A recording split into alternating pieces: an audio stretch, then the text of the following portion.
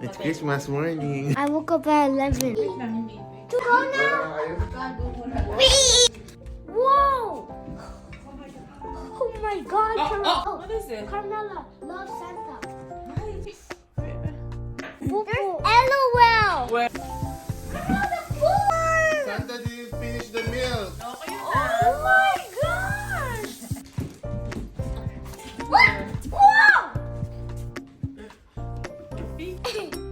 Dear Carmela, when Elfie pointed your name on my list, we became very excited. You have been such a good girl to your friends and family. I am so proud of you, Carmela. Merry Christmas, Carmela. Always be a good girl, Santa.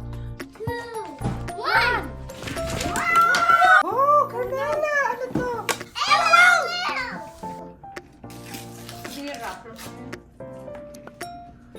No, I think it's good.